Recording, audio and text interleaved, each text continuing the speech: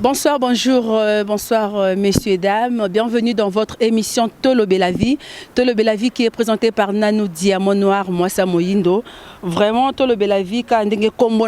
Tolobe la vie. Nous sommes là plus pour parler de la vie. Les bandes de la émission, souvent papa benga mama, mama benga yaya, benga leki. Leki bobenga bana boya parce que émission o ngana salaka ezala vraiment mingi pona ko pesa batu toli pona relaxa biso nini autre ki ko sala pona otambusa kotamba malamu na mokili lisolo vraiment ya lelo ezali solo pasi parce que brebi masolo nanga mingi bo mesani de ya kotala ngai na beta ba masolo oyo eza fondé te eza masolo oyo ezo salama o esalami Yaronga na yaka ko beta ngo pona plaisir te pona repesa bandeko batikali mayele poto ye bande nini ya kotambola. Vraiment je remercie mon grand frère Papi Gen vraiment merci nayo, merci pour la confiance, merci naya te di mola à quoi ça sert, merci nayo ba oh vraiment bozora ba temps ya kotala nga vraiment merci Nabino, merci na Pichou Manzenza le libérateur de Paris, Pichou Manzenza merci, pourquoi pas à toi Pichou Lanfouba le jeune millionnaire. Vraiment l'isolo nabiso lelo ya l'isolo moko eza pasi makasi ya vraiment pasi eza mawa vraiment j'espère que bozu bisika ko vanda bozu moko pa mai botie pembeni po yo kapenda l'isolo oyo bien tina suka poto meka ko comprendre mutabengi abengi nga pesi nga l'isolo oyo aza papa a commis à 67 ans d'âge la rapesi nga lisolo oyo apesi nga ngona maya misu vraiment bande konanga ya basi ya mibali bozo apenda bisika ko vanda bo meka kolanda lisolo oyo papa na biso oyo aya poto na 1992 nde biso to bengaka na lingala na français na biso ba congolais na 1992 na français belge donc papa oyo la aya poto ba série wana makambo ya kozwa eloko nzoto ezaka mwa pasi penza ko leka ko tuna lelo selon ye papa nga betelinga papa wana azwaki mwasi ya mundele entre temps kuna na kin atikaki mwasi na ye mama ya mwana na ye mwasi na ye oyo ya bolenge oyo bazalaki vraiment na bolingo makasi atikaki epa ya poto leka komi awa situation oyo akutaki na poto et permetaki ete abenga mwasi nembala moko donc azalaki obligé azwa mwasi ya mundele azu mwasi mundele bavandi na mwasi wana ya mundele babalani na mwasi wana mariage baboti na mwasi wana bana mibale leur baboti na mwasi wana bana mibale bakomi ndako moko aye kozwa eloko nzoto mwasi wana pe ya mundele azalaki pe kosala na esika moko bien azalaki pe ko gagner vie na ye pe bien ye pe azwaki eloko nzoto akomi pe kosala na esika moko bien vanda na 2001 l'air harmonique et makamnino c'est comme une stable et tout a comme ce que ça la préparation à voyage à moi pendant tout ce temps oh papa na biso oh ya poto moi sné wana en Afrique à vanda fidèle à zelara mobile naï à zelara mobile naï a expliquer makamnyon son a ebisa que voilà nga côté nazo kende eza boye na keko luka so ke simbi na robengisa yo l'air pas komi awa l'air pas monique situation et pesi mo muke mobulu a bengi pe mwasi na ye a expliquer mwasi ne vérité que moninga ndenge na za boye situation awa eza mobulu tala na zo obligé na zo mwasi ya mundele pona zwa eloko nzoto pona koka ko s'en sortir vraiment a expliquer ki mwasi na ye makamnyon son a bombela ye mwasi na ye lo côté Vanda na 2001 ayo bengisa mwasi na ye mwasi pe vanda fidèle bande konanga vanda vraiment fidèle à zela mobile na ye ayo bengisa mwasi na ye mwasi ne pa ye koya leur mwasi na ye ayebisi mwasi ne vérité abi moni ndenge za boye nga awa situation na nga nyonso oyebi yango maintenant mwasi mundele oyo toza obligé to kabwana parce que ngai na rokoka na nga te kozala na basi mibale mais pendant ce temps yo il faut sala kaka semblant nga na luka raison moko ya bien oyo koko sala ke na kabwana na ye po nga na perdre te poto zala to kabwana ndenga la miable vraiment bande konanga maman panzima ki na ye na bandeli pe zalaki nango bien bavandi na bango pe très bien maman papa pe parfois kendaka et pas ya mwasi ya mundele wana pe deka ezara na ndako na ye parfois ba kendra na ndako maman na biso oyo ya congolaise utaki Kinshasa ba continuera vraiment ko vanda na bango bien et là on peut mabezala nango te à un moment donné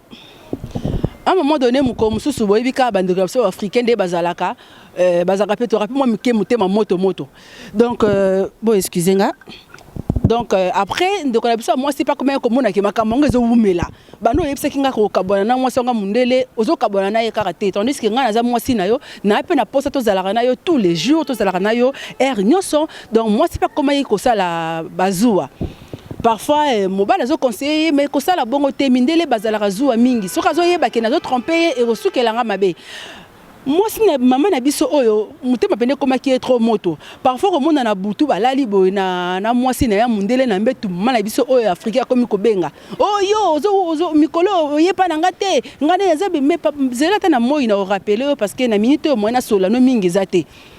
tellement maman na biso oyo papa na biso oyo avanda ki na moi na mundele ba umela ki moi mingi ba makamusu pe ya lingala azala ipe koyoka.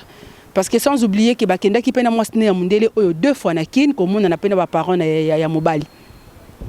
Vanda papa ba choc comme na ndaku mwasi ya africaine comme ko menacer tout le temps. Donc moi c'est pas mundele comme pe ko suspecter que likambo moko boye ezali mais au départ azala ki ko zango ka bongo. Mukolo mususu ba vandika boye. Moi c'est mundele bengi papa na biso na chambre. Ayebisi alobi nga nazo mono so clarté. En plus, na yebi ke ozo tromper nga. Na yebi nanga mais nazo zela nazo ba preuve na maboko. So nazo ba preuve na maboko en tout cas et que suki na biso mabe. Papa na biso awangani. Abi non ngande naza boye na ko jamais ko tromper yo, nazaka kana yo, boye na boye pesi ba raison o ko ko pesa. Vanda tellement maintenant c'est le cas qui mingi pa maman na biso o ya congolaise. Papa a commis mal à l'aise nanda kunaye a commis parfois ko ça ba voyage moko inattendu nanda kunaye na mundele naye oyoka ko yebise madame neza boy fona voyager fona kendekin pour au moins 1 mois parce que maman kuna boy na boy donc comme il a fondé ba raison pour akendara pas moi si africain ba vanna ata 3 semaines ce 3 semaines ekoki azongi nanda kunaya comme ka ko pousser ba raison tellement ba raison pe le cas ki mingi moi c'est pas mundele a comme déjà ko suspecter a commis ko sala ba enquête na côté na ye a commis ko landela ye na côté na ye moi ça mundele pendant ce temps de balobaka na lopoto la patience c'est la longueur du temps donc avant qui vraiment azalaki ne patient mais azalaki kolandela mobali azalaki kolandela makamunini mobali azosala nzoka mobali ayebaka te ke moi c'est mundele alandela ba preuve makamuni onso akangisaka biloko no se malembe abombaka aloba ne pe elorote vanda moko mususu mobali abimaki l'air azongi moi sona mundele ayebisie na comprendre nyonso oyo zo sala ndenge za boye nazo senga divorce asa mundela yebisi alobi ndenge za boye nazo senga divorce parce que na comprendre yo na yebi ke moi si mususu bengisa uta akin aya avant de place boye bobota na epe mwana boye na boye mobala wanganya bi non eza lokuta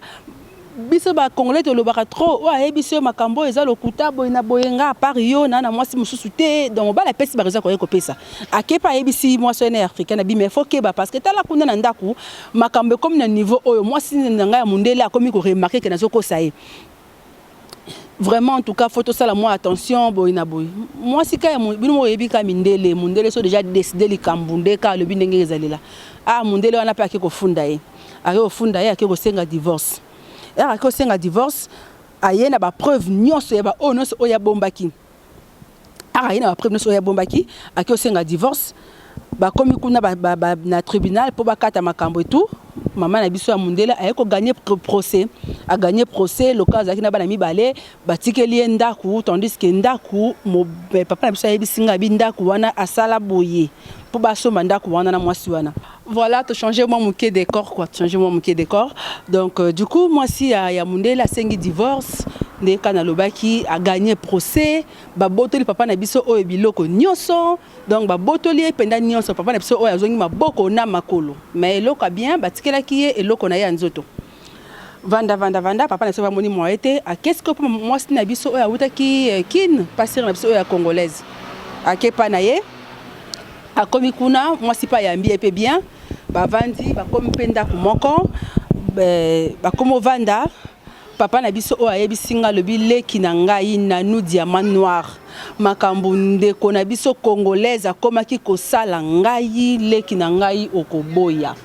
abi mundele kutu bien abi mundele kutu bien alobi pourquoi vraiment ni netinda kingana boya mundele nanga pona ke no bengisa ndeko na biso auta Afrique aya alobi mundele kutu bien abi moi si ya biso ba congolaise komi ko nyokola ye pas possible na âge na ye wana pe o ya komi nango déjà misala ya makasi pe komi nango moi pasi donc moi si na biso congolaise komi ko nyokola ye akomi ko sale ba makambo moko kutu na mona telika muke boni boyeko awezenda kunanga ndeko teza bongo fo ceux qui ndeti ba sonner na butu fo batama parce que nga na kozala ka femme seule nga makambo kutu o kafu kutu ba yeba ke yoza awa ezate. Donc vanda donc nanda que simba ka susute si bayo kabwana na mwasi na ya congolaise là ba kabwani na mwasi na avant ba kabwana mwasi na ya congolaise papa na bisa komi ko bela akomi ko bela pour na souci parce que ba botolier nyonso tout ce qu'il avait donc nyonso o ya travaillé nango banane ya poto na 1992 92 ti na 2009 donc atikali susu na elo côté ba botolier nyonso et PCS comme malade papa na bisa komi na ba souci akomi ko bela maman na biso pe oya congolaise pe ole a reconforter mutu oya bengisa qui est vraiment na poto ye pe susu aboa ki si susu donc ba souci le tellement trop papa na biso na comme ça la na buto la nguna tongo boye ayoki mutu bando beta ye makasi mutu ezo beta azo comprendre peut ameli do li prendre mutu so se calmer ka te akeya zo douche boye muta koyi na salle de bain ba bengi ba pompier ba yembangu pompier la ba ye ba mimi l'hôpital boye AVC papa na biso abela AVC liboko na likole comme moi paralysé malgré ba yamba ki moi noki atambola na ye mais ce ko tali bien on comprendre que muto abela AVC l'air abeli AVC comme écoute plus pire na maman na biso congolaise donc plus pire encore ala kisi penza bizaleli oyo kaka boyo kaka penda ya bizaleli papa na biso abi donc leki nanga na betolo li solo oyo na maya misu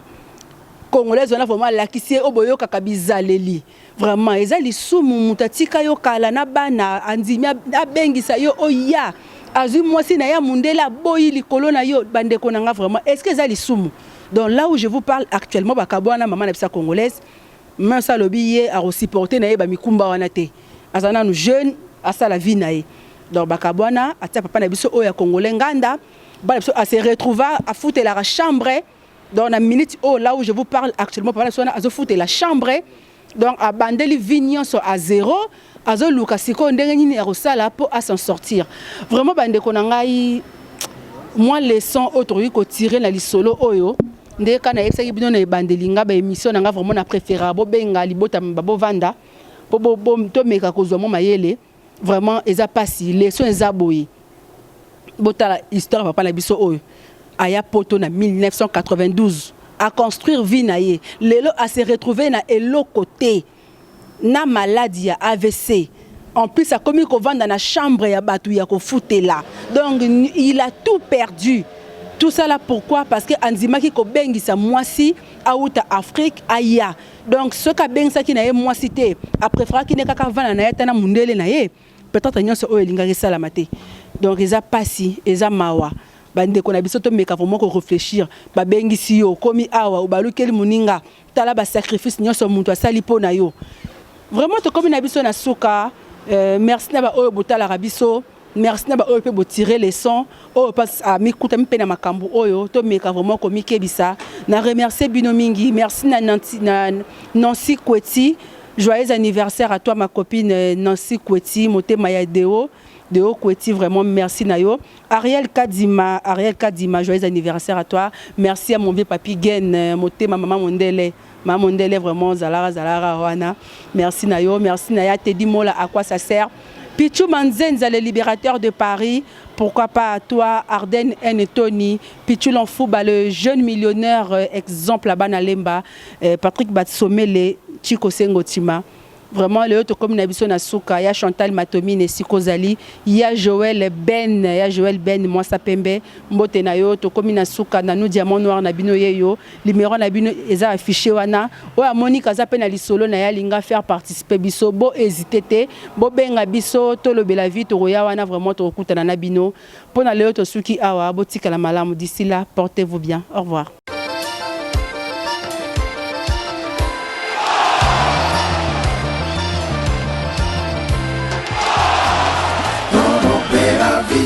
Si ton y'a pas pigué. Ouais, là on est ensemble quoi. On est vraiment beaucoup, on est mal nombreux quoi.